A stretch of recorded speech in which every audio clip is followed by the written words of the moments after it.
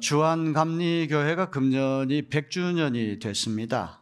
그래서 지난 주일인가 100주년 기념 행사를 하고 또 100년사를 또 이렇게 쓰게 됐는데, 홍민기라고 하는 젊은 역사학자가 아주 야심작으로 그 100년사를 썼어요. 그래서 저보고 축사를 좀 써달라고 그래서 그 책의 축사를 제가 썼습니다. 그 책이 어떤 책인가 궁금해가지고 3권을 좀 보내달라고 그랬더니 어제 부목사님이 3권을 직접 들고 제 사무실에 찾아오셨어요. 얼마나 감사한지. 보니까 아주 100년사를 굉장히 잘 썼습니다.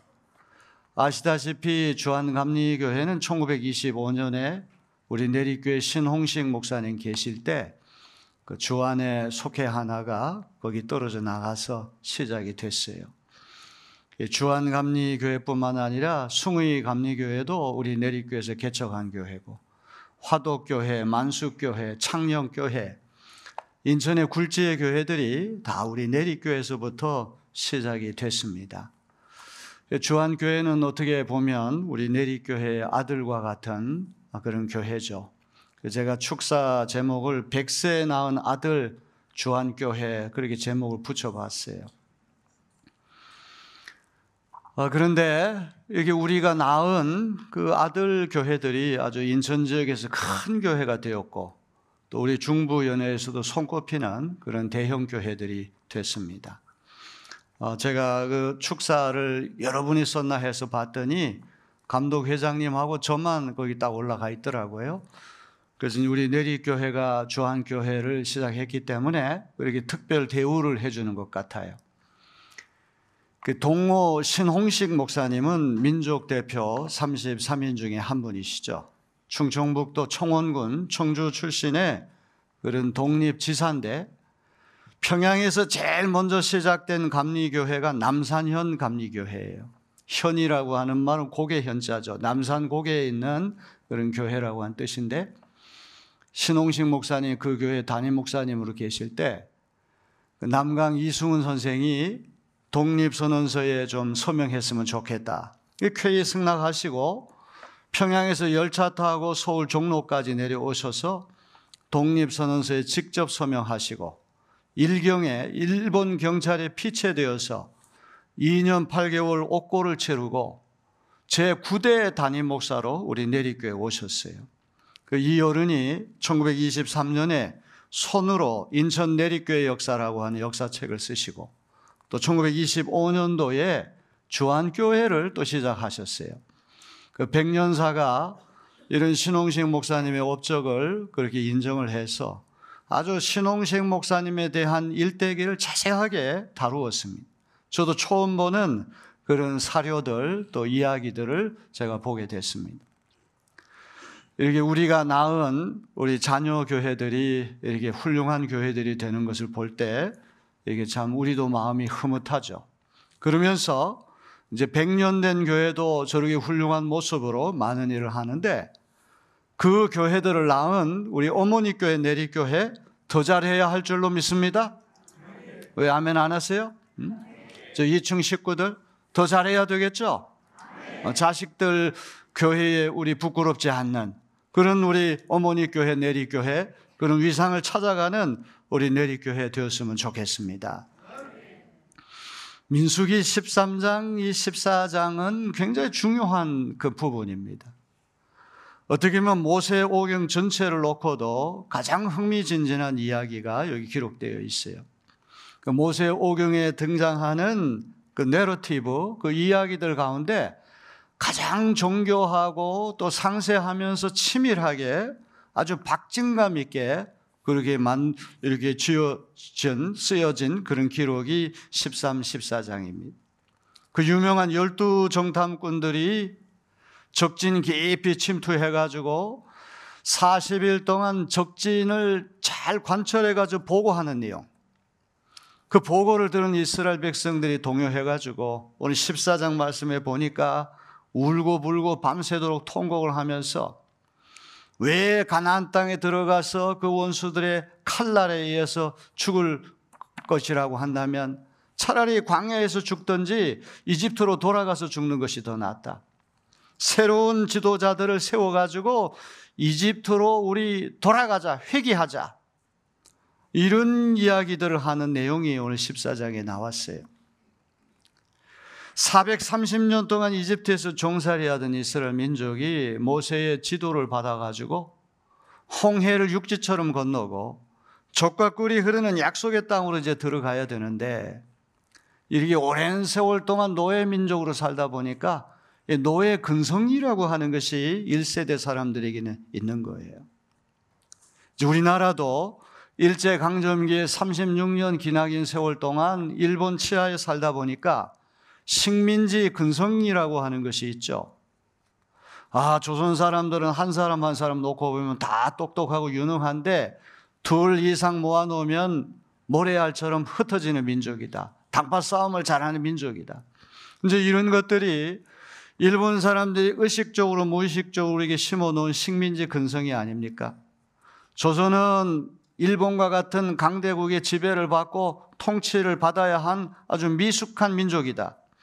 이런 어떤 교육을 36년 동안 우리가 받았기 때문에 일제의 잔재를 청산하고 식민지 근성을 청산하는 것 아직까지도 현재 진행 중이 아닙니까? 이스라엘 백성도 마찬가지죠. 400년 넘는 세월 동안 이집트의 노예 생활을 하다가 이제 극적으로 탈출해서 어떤 자유로운 백성이 되었는데, 힘들고 어려운 일이 생길 때마다 원망과 불평을 계속 일삼습니다. 하나님께 반역을 서슴지 않아요. 사실 이집트 땅에 돌아간다고 하는 건 이건 불가역적인 거 아닙니까? 가역이라고 하는 말은 되돌릴 수가 있다는 말인데, 불가역이라고 하는 건 되돌릴 수가 없는 거죠. 근데 이스라엘 백성들은 가나안 땅에 한번 들어가려고 시도도 안 해보고, 그러다 정탐꾼들 이야기만 듣고는 두려움이 밀려와가지고 우리 저기 들어갔다가는 우리 다 죽는다. 죽었다 깨어나도 저기 못 들어간다. 이런 절망감과 패배감에 젖어가지고 전 백성이 밤새도록 통곡하면서 원망과 불평을 계속 일삼는 내용이 13장, 14장에 나온다는 그런 말씀이죠. 저는 이 말씀 읽을 때 참 놀라운 것이, 이게 반역이라고 하는 게 전부 다 말로만 일어나지 행동으로 옮기진 않았단 말이에요. 13장, 14장을 자세히 읽어보게 되면 여호수아 갈렙이 긍정보고를 하니까 이 부정보고에 넘어간 백성들이 다 돌멩이 들고 두 사람을 이제 투석형 돌로 때려가지고 이제 죽이려고 하는 그 찰나에 그만뒀다는 얘기예요. 이것도 실행에 옮기지 않았어요. 그냥 제스처만 썼어요. 이 불평과 원망이라고 하는 이 반역이 전부 다 언어로 된 건데, 하나님께서는 이 40일 동안을 하루를 1년으로 환산해가지고 앞으로 40년 동안 1세대 사람들은 가나안 땅에 들어가지 못하고 차례로 이제 모래 사막에 이제 묻히게 될 것이다. 이런 말씀 하시잖아요. 하나님이 얼마나 이제 경노하셨던지 이스라엘 백성 전체를 전멸하고 내가 새로운 민족을 창조해가지고 새로운 민족하고 내가 이제 언약을 맺겠다. 이런 말씀까지 하시지 않습니까? 출애굽기 32장에도 모세가 호렙산에 올라가서 10계명을 이게 전수받는 가운데 이 모세가 빨리 내려오지를 않는 거예요. 항상 모세를 통해서 하나님 많은 기적을 보여주시니까 이스라엘 백성들은 모세가 눈앞에 없으면 불안해서 견딜 수가 없어요. 분리 공포증. 아주 조그만 아기들이 엄마 품에서 벗어나게 되면 엄청나게 공포를 느끼고 그 불안정하게 되는 것처럼 이스라엘 백성은 아직 영적으로 미숙해가지고 모세가 눈에 보이지 않으니까 이 분리 공포증, 불안 공포증에 사로잡혀가지고 금붙이라고 하는 금붙이는 다 모아서 금송아지 형상을 만들고 그 앞에 절을 하고 춤을 추고 난리가 난 거예요. 하나님이 그때도 이스라엘 민족 지으신 것을 한탄하시면서 내가 이 민족을 다 쓸어버리고 새 민족을 일으키겠다 그렇게 말씀하셨는데, 이 12 정탐꾼의 보고를 듣고 이스라엘 백성이 이렇게 믿음 없는 모습을 보이니까 하나님께서 이 민족을 다 쓸어버리고 새로운 민족 창조하시겠다고 말씀하시죠. 그때 모세가 하나님 앞에 나가서 간절히 중보기도해서 전멸하는 것은 맞고 그 심판이 완화가 돼가지고 금방 죽는 것이 아니라 40년 동안 뺑글뺑글 돌아다니면서 출애굽 1세대 사람들이 차례로 가나안 땅에 들어가지 못하고 죽는 것, 그걸로 심판이 이제 이루어지게 된 것이란 말이죠. 저는 이 말씀을 좀 오랫동안 좀 묵상을 해봤어요. 12명이 정탐꾼을 보낸 것이 신명기 1장에도 나오는데, 신명기 1장을 읽어보게 되면 이거는 하나님이 원해서 그렇게 하신 것이 아니라 이스라엘 백성이 요구해가지고 하나님 마지못해서 들어주셨다, 이렇게 되어 있어요.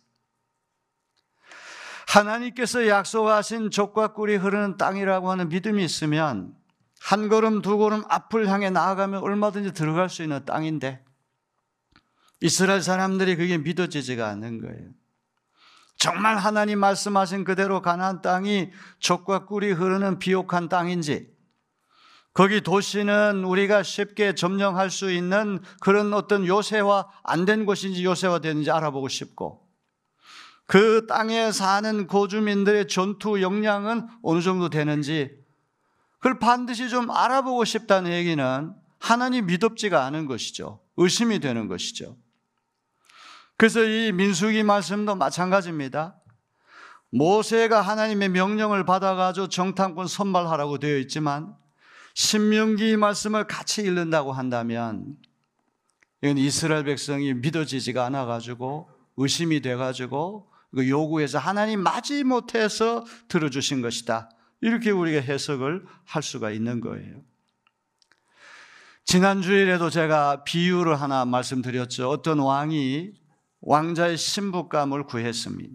인물 좋고 가문 좋고 성품 좋고 솜씨 좋고 하나 나무랄 데 없는 아주 좋은 신부감을 이제 왕세자 비가 될 만한 그런 사람을 이제 준비하고는 아들에게 그렇게 훌륭한 신부감 만들어 놓았으니까 너 결혼하라 그랬더니 자기 두 눈으로 직접 보기 전에는 나는 못 믿겠다, 이런 거죠. 이 왕이 생각하기에 만일 안 보여주면 못생긴 여자를 이렇게 잘생겼다 거짓말 한다고 이렇게 오해할 것 같으니까 아버지를 신뢰하지 않는 거기에 대해서 상당히 불쾌하지만 아들이 내가 이거 들어주지 않으면 나를 거짓말쟁이로 이렇게 오도할 수 있으니까 그래, 한 번 더 신부감을 한번 봐라. 보는 거 좀 확인하는 거 좋은데 그 신부감은 너에게 주지 않고 너 아들에게 주겠다. 이것하고 똑같은 얘기란 말이죠. 가나안 땅을 미리 정탐하는 걸 해봐라. 하지만 네가 나를 신뢰하지 않았기 때문에 그 땅은 네 아들 세대가 그 땅에 들어가게 될 것이다. 어떤 이런 비유로 우리가 설명해 볼 수가 있는 거예요. 정탐이라고 하는 말은 좀 점잖은 말인데 이 간첩 행위를 말하죠. 스파이.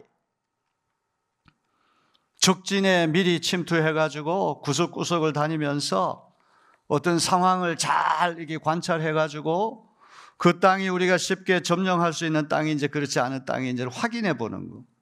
정탐, 탐지, 정찰, 어떤 밀정, 이런 행위가 바로 이 정탐꾼의 행위인데, 우리 성경에는 지도자로 이렇게 번역이 되고 히브리 원어에는 exalted one, 고양된 자, 높임을 받는 자, 이렇게 되어 있단 말이에요. 그러니까 12지파에서 이 선발된 정탐꾼은 모든 백성으로부터 존경받는 그 지파를 대표할 만한 그런 역량을 갖춘 사람들이란 말이죠. 그러니까 한마디 한마디가 다 무게가 있는 그런 사람들이 바로 선발이 된 거예요. 배가 나오니까 좀 가려야지. 자, 이런 생각 한번 해보셨어요? 야, 이게 10대 2라고 하는 비율 문제가 아닌가. 10명이 부정적인 보고를 하고 2명이 긍정 보고를 했다. 83%가 안 된다 그러니까 그 압도적인 다수 때문에 이스라엘 백성이 동요한 것 아닐까. 이제 이 생각 우리 많이 하죠. 성경 읽을 때 흔히 그렇게 해석을 많이 해요. 그런데 만일 2명이 부정적인 보고를 하고 10명이 긍정적인 보고를 했으면 어떻게 됐을까요? 2명이 우린 죽었다 깨어나도 못 들어가고 거기는 요새화가 돼가지고 난공불락이고 거기 사는 민족은 거인족 속 네피림의 후손들인데 그들 앞에 서면 우리 이스라엘 민족은 메뚜기밖에 안 됩니다. 이렇게 얘기하는 사람이 두 사람이고 하나님이 함께 하시면 얼마 들어갈 수 있습니다. 10명이 만약 긍정복을 했다면 이스라엘 사람들이 그 말을 듣고 가나안 땅에 들어갔을까요?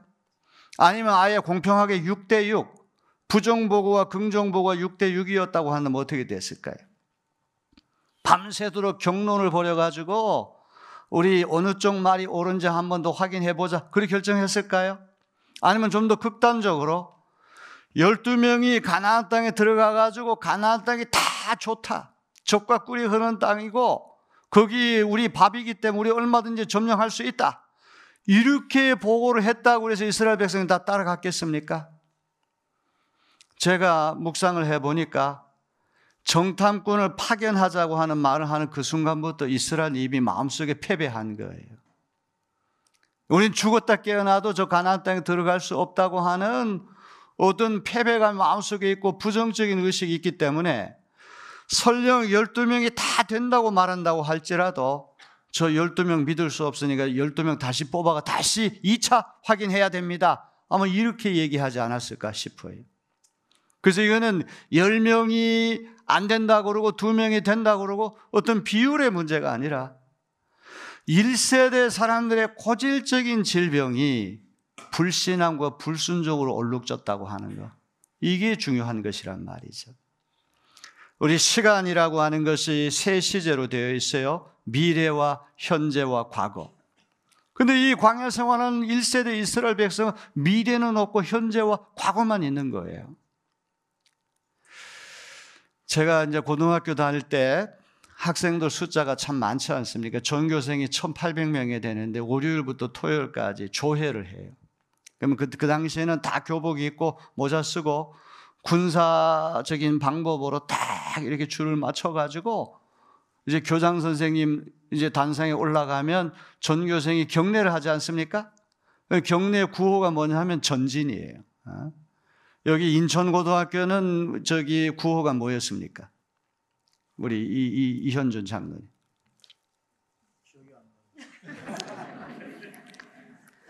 김재준 장로님도 인천고등학교 출신인데 구호가 뭐였어요? 그때 뭐 단결도 있었고 뭐 충성도 있었고 기억이 안 나요? 예? 우리 저기 동산고등학교는 뭐였어요? 예? 신의? 신의. 예, 아주 그는 기독교적인 그런 구호를 했네요. 또 제물포고등학교는 뭐라고 했습니까? 예? 양심? 어디 제고 출신 누구였어요? 한번 손 한번 들어봐요. 저기 서울고등학교 김원규 교장 선생하고 제물포고등학교 길영희 선생, 이 두 분이 고등학교 교장 선생으로 아주 훌륭한 분들이에요. 그분들이 학교를 다 일으켰어요. 서울고등학교가 경기고등학교보다 훨씬 뒤에 처진 학교인데 그 김원규 교장 선생이 서울고등학교 들어가가지고 거의 경기고등학교처럼 됐잖아요. 인천의 제물포고등학교도 길영희 교장 선생님 같은 훌륭한 분이 그 학교를 이렇게 세운 거예요. 저 어쨌거나 이 전진이라고 하는 건 앞을 향해 나아가는 것 아닙니까? 우리의 인생이라고 하는 것이 후퇴하는 인생이 돼서는 안 되고 전진하는 인생이 되어야 하겠습니다. 이스라엘 백성이 이 진을 편성할 때 캠프를 치는 거예요. 20세 이상 된 장정만 60만 명이니까 처자식까지 합치면 200만 명이나 되는 거예요. 인천시 인구가 300만이니까 3분의 2 정도, 인천시 인구의 3분의 2 정도가 광야 생활을 하는 거예요. 그런데 이 광야 생활을 질서 없게 하면은 다 깔려 죽어요. 그래서 진 편성을 할 때 항상 가운데 성막을 두고 동서남북 사방에 세 지파가 일개 부대를 이루어 가지고 이 성막을 에워싸는 형태로 진을 치는 거예요. 그래서 이 동쪽이라고 하는 것은 해 뜨는 곳이고 성막의 입구가 그쪽으로 나 있기 때문에 동쪽이 제일 중요한 곳입니다. 그 다음에 남쪽. 그래서 일대인 동진 부대가 출발하게 되면 이진이 남진 부대가 따라가고 반드시 가운데는 성막이 또 위치해야 돼요. 성막을 보호해야 되니까. 그 다음에 이제 서쪽에 있는 부대, 맨 마지막 북쪽에 있는 부대가 후미에 서가지고 행군을 해 나가는 거예요. 행군이라고 하는 건 뒤로 가게 되면 다 깔려 죽고, 가재나 개처럼 옆으로 가게 되면 또 그것도 깔려 죽으니까 항상 앞을 향해서 전진만 해야 되는 것이 행군이라고 하는 말이죠. 이 이스라엘 백성의 이제 가나안 땅을 향해 가는 것인데, 근데 어이없게도 이 정탐꾼 이야기를 듣고는 동요해가지고 왜 우리를 이집트에 가서 그 원수들에게서 우리 죽게 만드느냐, 차라리 광야에서 죽는 것이 더 낫고 차라리 이집트 땅에 가서 죽는 것이 더 낫다, 새로운 지휘관을 세워가지고 우리 이집트로 돌아가자. 하나님이 얼마나 격분하셨는지 이제 이 40일이라고 하는 정탐 일수를 하루를 1년으로 환산해가지고 금방 죽지는 않지만 40년 동안 광야에서 왔다 갔다 방황하다가 약속의 땅에 여호수아 갈렙 두 사람만 들어가고 아무도 들어가게 못할 것이다. 이런 이제 심판을 받는 내용이 13장, 14장에 나온다는 말이죠. 여러분, 우리 민수기 말씀이라고 하는 것은 오늘 우리의 이야기이기도 하거든요. 오늘도 우리가 광야 같은 그런 생활을 하고 있습니다. 젖과 꿀이 흐르는 땅을 향해서 나아가는 어떤 순례자와 같은 우리의 삶을 사는데 얼마나 고달프고 답답하고 힘든 일이 있습니까? 그런 일이 있을 때 하나님이 지금까지 우리를 인도하셨으니 앞으로도 인도해 주실 것이다, 그렇게 믿음으로 반응하십니까? 아니면 우리는 하나님에 대한 그런 도우심 다 까먹고 그냥 눈앞에 보이는 문제만 압도적으로 생각해가지고 그 문제에 깔리는 그런 사람이 되는지 우리가 한번 돌아보는 귀한 시간 되었으면 좋겠습니다. 그래서 우리의 인생은 어제보다는 오늘이 낫고 오늘보다는 내일이 낫고 계속해서 발전해 나가는 삶을 살아야만 되겠습니다. 어느 날 거울 앞에 이렇게 서서 얼굴을 관찰해 보니 너무 왜소한 사람이 되었다. 이게 너무 째째하고 이게 모든 인격이라든지 성품이라든지 덕성이라든지 심지어 우리 믿음까지도 점점 성숙해가는, 그야말로 어머니 젖을 떼고 젖을 떼고 딱딱한 음식도 먹을 수 있는 그런 성숙한 교인으로 발전해 나가야 되는데 우리는 여전히 미숙하고 어린아이와 같은 그런 신앙생활을 할 때가 얼마나 많습니까? 바로 이 정탐꾼 문제로 발생했던 이런 이야기는 그들만의 이야기가 아니라 오늘 우리의 이야기라고 하는 것을 기억하고 과거에 우리를 도우시고 오늘 현재도 우리를 도우신 하나님께서 미래에도 여전히 우리를 도와주시는 그런 하나님이심을 믿으시길 바랍니다. 그렇게 해야 되겠죠. 그래야 전진하는 삶이 돼야 되는 거예요. 나이가 이렇게 들면서 사람이 점점 고집이 세고 융통성도 없어지고 그런 경우가 많잖아요. 정치적인 견해도 어느 캠프에 하나 들어가게 되면 그 요지부동으로 변함이 없고, 우리 그렇게 살면 안 되잖아요. 민주당이라고 해서 정치를 계속 잘하고 국민의힘이라고 못하고 그런 건 아니잖아요. 어떤 정권이 정치를 하든지 간에 잘하는 것도 있고 못하는 것도 있고 좀 우리가 유연성 있게 융통성 있게 봐야 되는데 어느새 나이가 들게 되면 우리 생각이 굳어지고 고집이 세지고 이게 어떤 플렉시빌리티, 융통성이 전혀 없는 그런 삶으로 우리 바꿔지지 않습니까? 우리 정탐꾼 이야기를 들으면서 앞으로 우리의 삶이 나이가 들수록 점점 앞을 향해 전진해 나가는, 성숙해 나가는, 발전해 나가는 그런 인생을 살아가는 우리 모두가 되었으면 좋겠습니다. 여호수아와 갈렙 같은 사람이 되었으면 좋겠어요. 나중에 이 갈렙이라고 한 사람 나이 85세가 됐는데 가장 험준한 땅 헤브론을 자기에게 달라고 말하지 않습니다. 이렇게 험준한 곳은 젊은 사람 들어가라 이렇게 얘기할 텐데 갈렙은 가장 험악한 곳을 자기가 들어가겠다고 나서지 않습니까?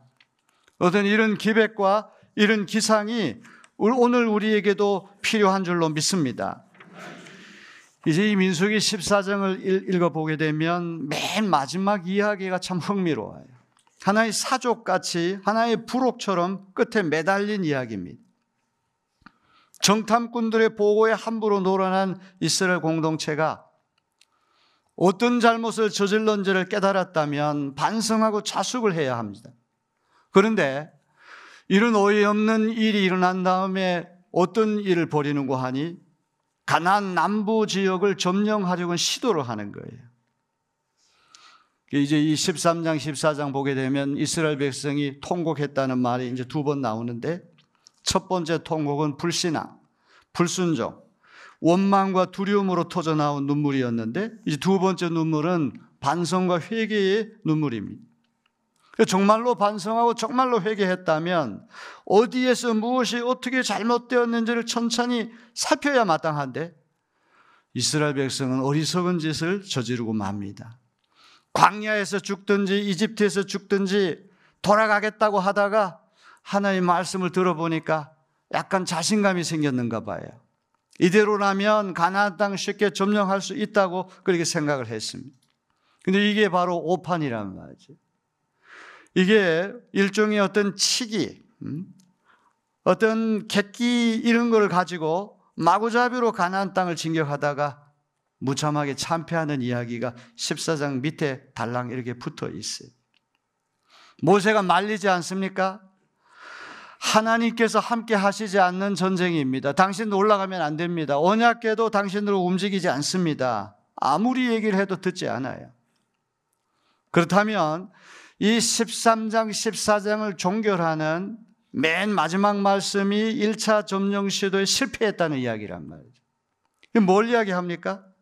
하나님께서 함께 하시지 않는 전투는 이길 수 없다는 것이죠. 하나님이 돕지 않는 전투는 아무리 자신감이 생겼다고 할지라도 들어갈 수가 없는 거예요. 이스라엘 민족이 가나안 땅에 들어간 것은 그들의 군사력이나 무기 때문에 들어간 것이 아니라 온전히 하나님을 신뢰하는 믿음으로 들어간 것이란 말이죠. 우리 지난날을 한번 되돌아보세요. 우리가 어떤 일을 할 때 우리 자신이 했다고 우리가 뻐길 때가 있지만 아닙니다. 하나님이 모든 것을 이끌어 가시는 거예요. 하나님을 신뢰하고 하나님께 모든 것을 맡기면 적과 꿀이 흐르는 약속의 땅에 분명히 들어갈 수 있는 것을 믿으시길 바랍니다. 여기 계신 분들 한 분도 빠짐없이 다 약속의 땅에 진입할 수 있는 그런 영광과 축복을 받아 누리게 되시기를 주님의 이름으로 축원합니다.